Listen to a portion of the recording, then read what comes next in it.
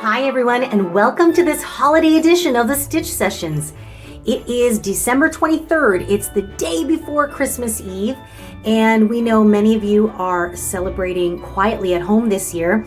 And we thought that this project would be perfect to work on over the holiday season, and would definitely fill up the days and the hours with something fun and useful to make. So we're going to be working on this Camel Stitch cardigan here, and it's called the Camel Stitch Cardigan because we are using a stitch technique called the Camel Stitch. And as you can see, it creates this beautiful ribbed knit-like effect, and by working into the back loops and the front loops of the half double crochet stitch. And I'm going to get into it as we get into the tutorial. Just wanted you to have a quick look. You can make it quite long, so this is about mid-thigh length. And now we have included pockets.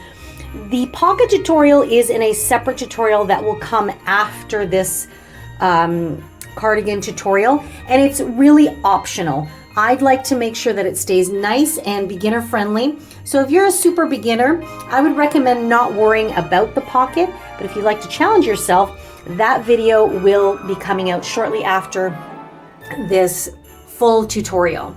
And this tutorial is a bit lengthy, so we are splitting it up over a few weeks. And again, a perfect opportunity to fill up those holiday days for many of you that are home from school and work. And I think you'll have a really nice project and a nice item finished by the time the new year arrives. So let's just grab all of our materials and let's dive in to creating our Camel Stitch cardigan. Okay, so here are all the materials you're going to need to get started on your cardigan. First thing is to introduce our yarn. Now, I have to say, I bought this a while back and I was drawn in by the colorway and the absolutely divine softness of this.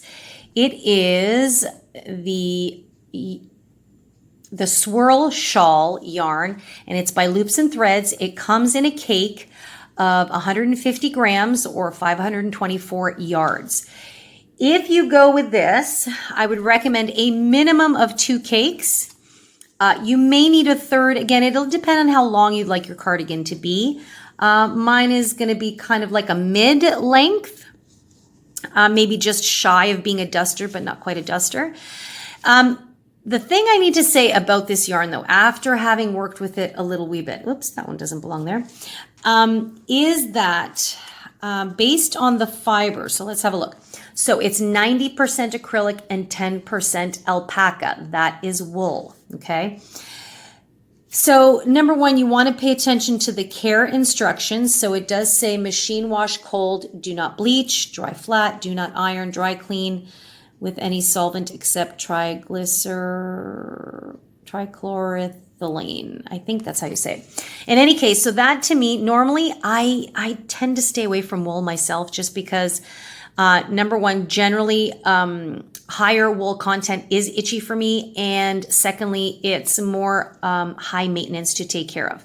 Now, I did notice this, but I thought it's such a small content and it feels so delicious and so divine. And I absolutely love this colorway, which in case you are wondering, this colorway is called Almond, okay?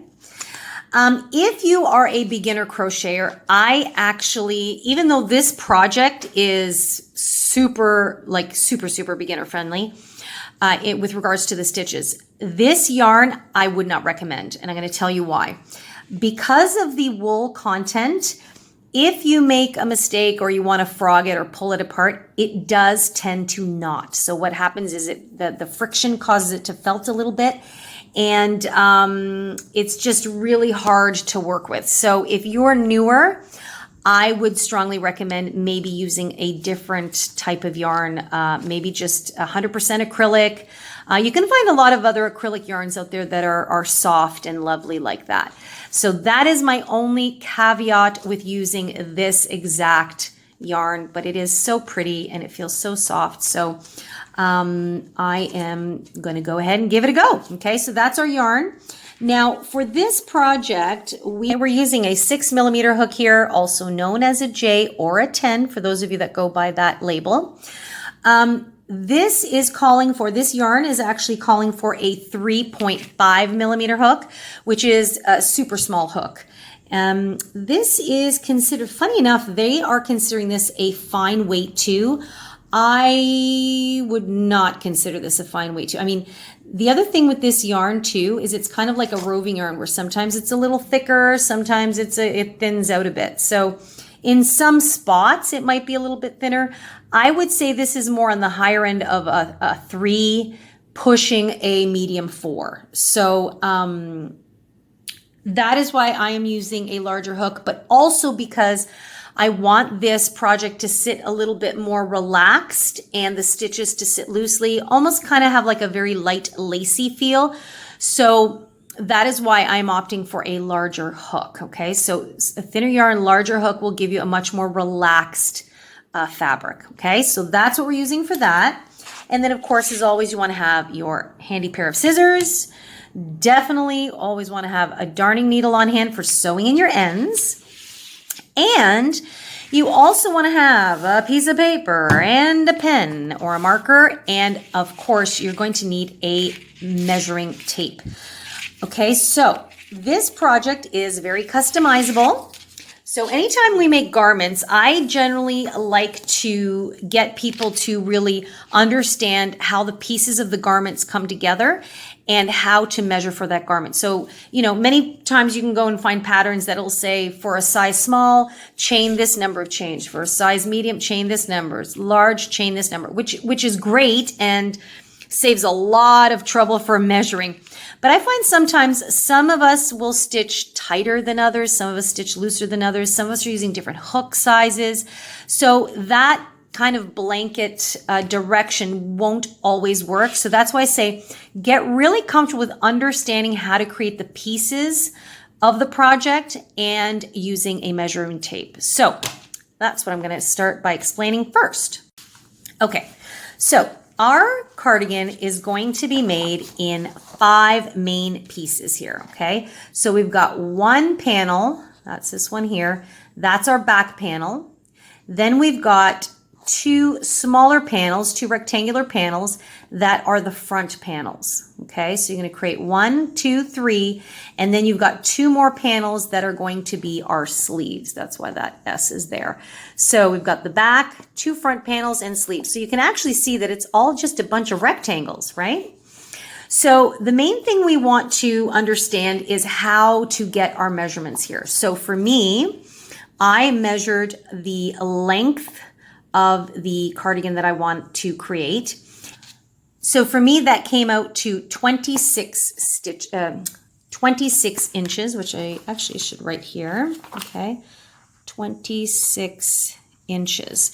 So for me, I know that to create 26 inches in length, I'm going to chain a starting chain of 122 stitches. Now, let me just back that up because I didn't explain yet that we are creating our panels not from the bottom working our way up, but from the side working our way across, okay?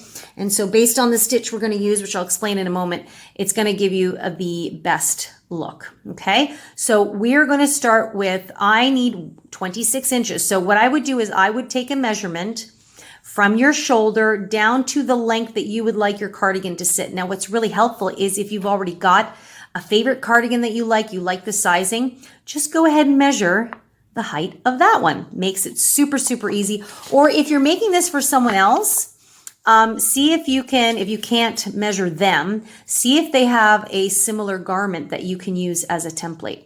So you want to take that measurement and then you want to chain up however many chains it takes for you to get to that measurement. So again, you might chain tighter than I do, or you might chain looser.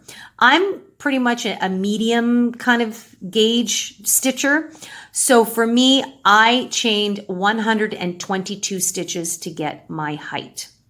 Okay, so for me, and this is what we're gonna start with. We're gonna start with this back panel here. And the 2 front panels will be very, very similar. They're just gonna be shorter, okay? So the back panel, we're going to start with 122 stitches, and then we're going to stitch back and forth across until we get the width that we need, okay? Now, I already know that my width is 18 inches. So that is going to take me approximately 60 rows of our stitch that we're going to work, okay?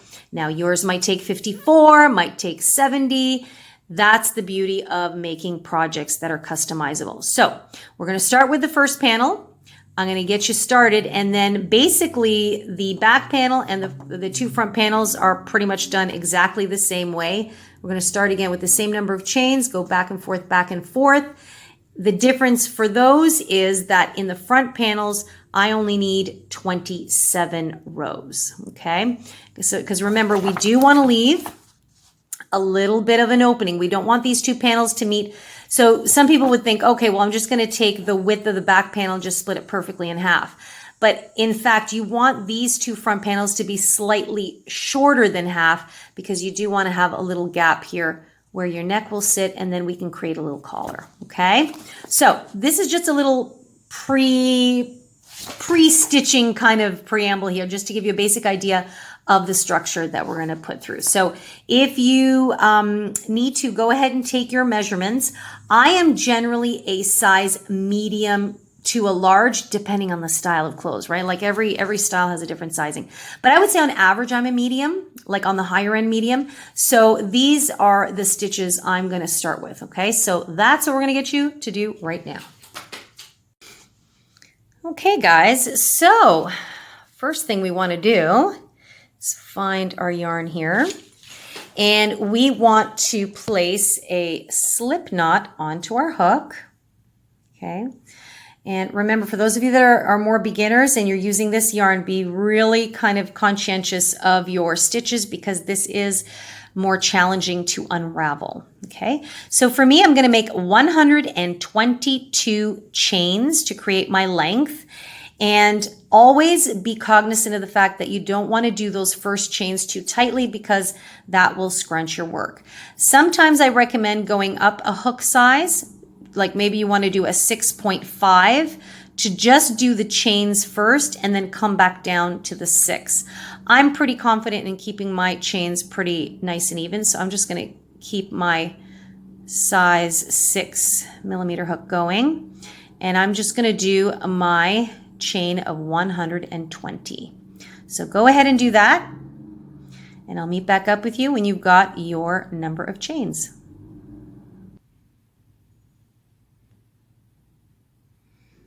Okay, so I have my 122 chains. So you can have something that looks like that. And you can see here, it was a little bit thicker in consistency, and then it kind of thins out here. So that's the thing with this type of yarn. You have to be a little bit patient. Okay, so we're going to begin our pattern. Now we're going to do something that's many people call the camel stitch, and this is a way to create a ridged effect that looks like a knitted look. Now I'm actually going to take this here because I've already done one of my side panels here, so you can see that it looks like knitting, and that's because we worked our stitch work sideways here. So we worked our stitches. Sometimes we were going into the front loops and sometimes we were going into the back loops. So when we alternate like that, some people have called this the camel stitch. And so it creates all of these cool ridges in the front. And then of course in the back, it looks pretty flat. Okay. So we are going to do this using just basically the half double crochet stitch. So you're going to get tons of practice doing your half double crochet stitch. So to begin our first row here, to get us going, we actually want to chain just one more. So after I've chained one, I'm going to find the third chain from the hook. So we've got 1, 2, and then this third one here, we're going to place our very first half double crochet stitch. Okay, so we're going to insert our hook here after we've yarned over, and pull up a loop. We have 3 loops and pull through all of them. Okay, so we've done our first half double crochet. We've got our first stitch in there, okay? And now what we're going to do is into every single chain, we're going to place 1 half double crochet. Pretty straightforward. So you will yarn over, insert into the very next chain, and pull up a loop and pull through all 3. Really pretty straightforward. Now you can see here when the yarn got thinner, it got a little bit smaller. So the stitches got tighter. So you're just going to have to help it through. Okay, pull through, yarn over, and all 3. Do that one more time into the very next stitch. Sometimes they start getting a little tight in that very first chain. This is where you need your patience the most. Okay, so pull through and pull through. Okay, so you can see that it's taking shape there. That's it. Really, really easy. Row 1, 1 half double crochet into every single stitch all the way back to the end. Once you get to the end, I'll meet up with you and we'll talk about row 2. Okay, so I have come to my very last stitch here. And I now have 121 stitches, because remember we had that extra chain at the end, and then we started our first chain in the 3rd stitch from the hook. So you may still have 122, you may have 123 for all we know.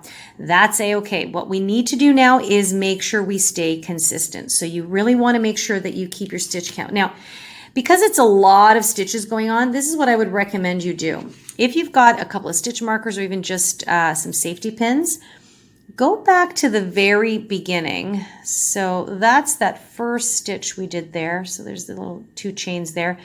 And I'm just going to place a safety pin there. And that's going to remind me that that's my very last stitch, which in this case was the very first stitch. And now here, because it is so easy in these type of projects to kind of skip a stitch, lose a stitch, all that kind of stuff, at the ends especially. Okay, so we've kind of come to the end here. Now what I'm going to do is I'm going to take you through row 2. And this is how we're going to begin every row. Row 2, we're going to chain 2, 1, 2. You're going to turn your work. And now into the 2nd stitch, so we're not going to work into this one.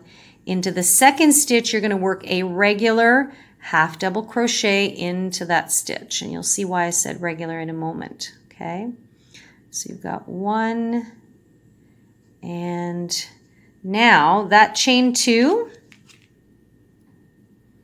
we're just going to take our stitch marker and we're going to place it in the top of that chain 2. So right about there.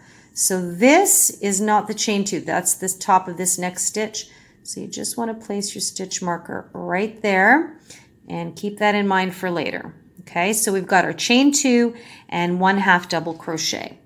Now for the rest of row 2, what's going to happen is we are going to continue doing half double crochets, but we are not going to work into the stitch as usual right there. We're going to work into the front bottom loop. So you see with the half double crochet, we have our V's at the top of the stitch, but then on the side, it also creates a V effect. So we are going to work into the front bottom loop, which is this one right here. Okay, so just insert our hook right there. This one here would be our front loop. And this one over here would be our back loop. And it's really important to understand these differences to create the look of our cardigan that we want to have. And in fact, what I'm going to do is I'm also going to link in the description, I'm going to place a link in the description box to our how to identify parts of your stitch video. Okay, and that's just going to give you a little bit of a deeper insight into kind of understanding how your stitches are formed and where to work into. So for row 2, we're going to half double crochet into the front bottom loops of every single stitch. Okay, just pull up a loop and half double. Okay, and again, that's all you're going to do all the way to the end, the front bottom loop. You might have to help it along. Pull through all 3. I'm going to do one more. And be careful because it's easy to kind of come here because there's 2 sets of V's. So you want to make sure that you're laying your work flat like that, and you can find your front bottom loop. Just like that. So I've done a few. So this will now be considered the back of our work. So if we turn that over now, hopefully you can see that these V's are now being pushed forward. Okay, just like that. Just hopefully the camera can zoom in there. Now on the end here, what I'm doing is I'm always leaving the first 2 stitches as regular stitches, and we're going to do the same thing at the very end. And the reason why I'm doing that, most especially on a good day, sometimes it's hard to like maintain the right edging in the stitch count. But I find sometimes when we're working with the front loops and back loops, it's very easy to add extra stitches at the end. So I'm going to keep those pretty normal and straightforward. So the first 2 stitches, we're always just going to keep them regular stitches, and then we'll do all of our front and back loop work in the rest of the project.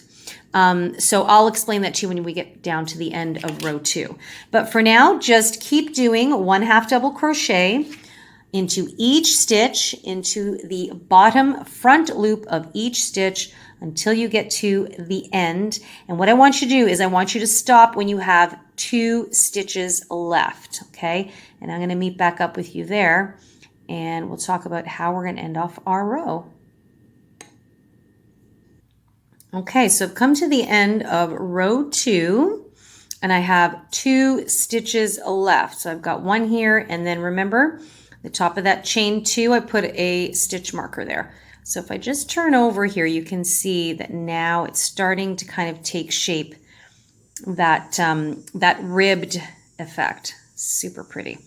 Okay, so at the end of every row from now on, when you have 2 left, usually 1 and then the one you've got your stitch marker in, we're not going to work into any of the loops. We're just going to work them like regular half double crochets.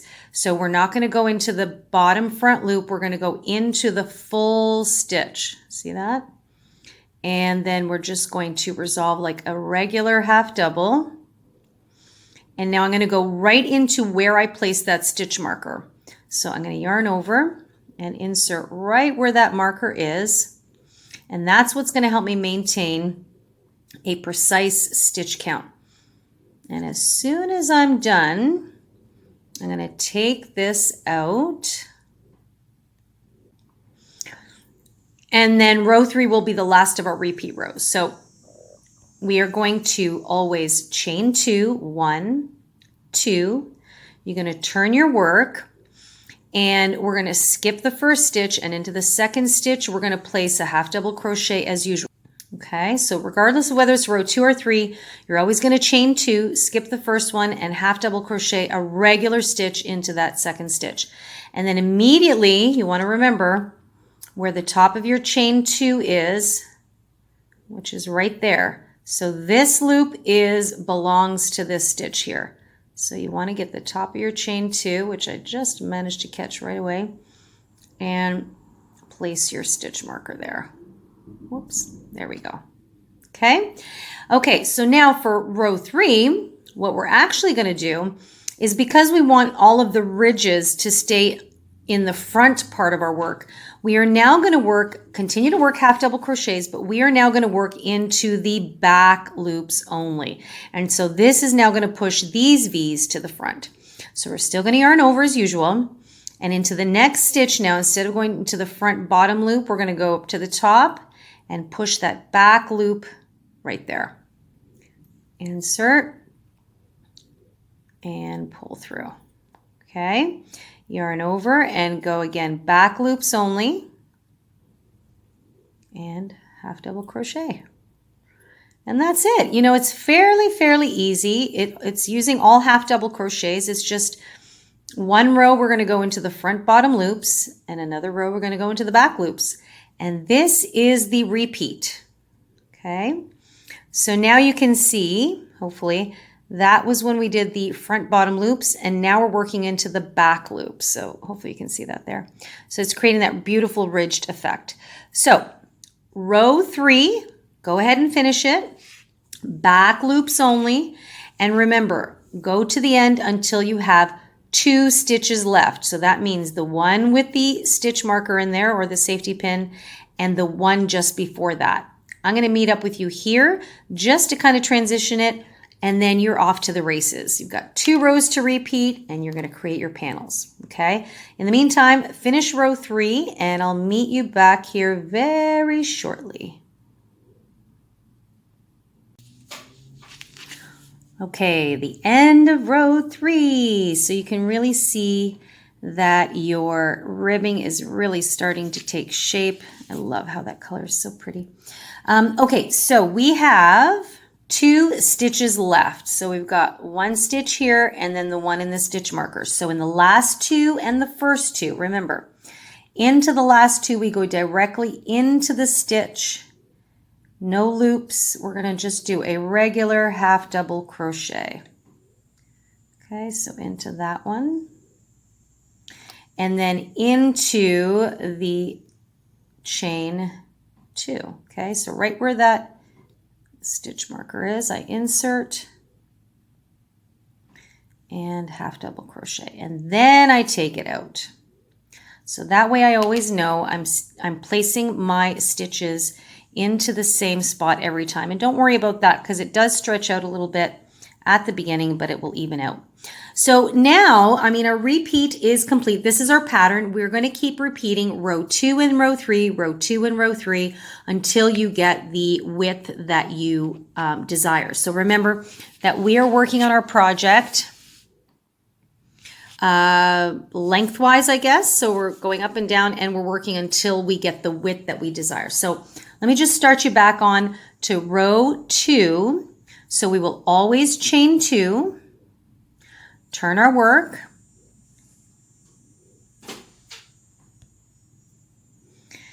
remember that we're going to skip that first stitch because it belongs to the chain 2, and into the next stitch just do a regular half double crochet. That's how we're always going to start every single row. And before we move on, we make sure to find the top of our chain 2, which mine is right there, okay, and just put our stitch marker in. So we always know where to come back to. Okay, so that's the chain 2, and then this one belongs to the half double crochet. So remember, row 2, we're going back into working the front bottom loops.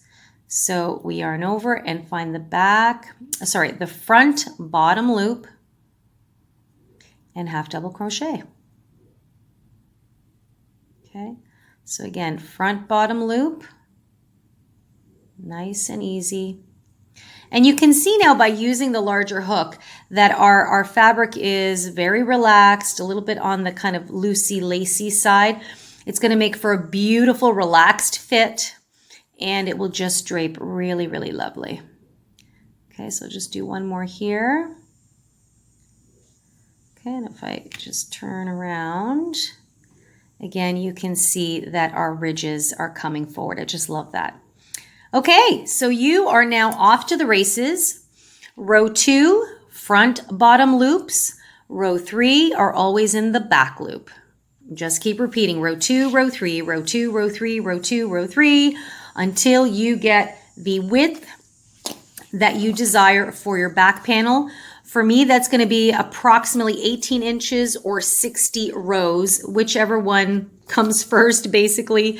I did already kind of measure this out, so it should be 60 rows, okay? So go ahead and do that. Once you're done this panel, I'll just meet back up with you to kind of touch base and just talk about the front panels, but they're going to be the exact same as the back, just slightly shorter. Okay, guys, I will see you in a bit.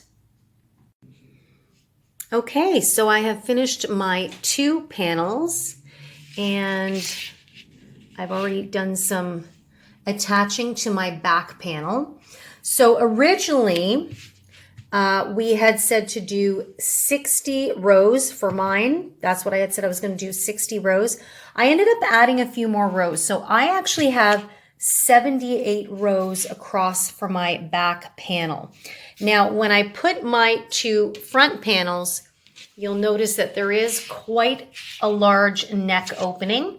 And I'm okay with that because I am going to do quite a thick collar and trim. And this cardigan is not meant to button up anyway. It's just meant to drape.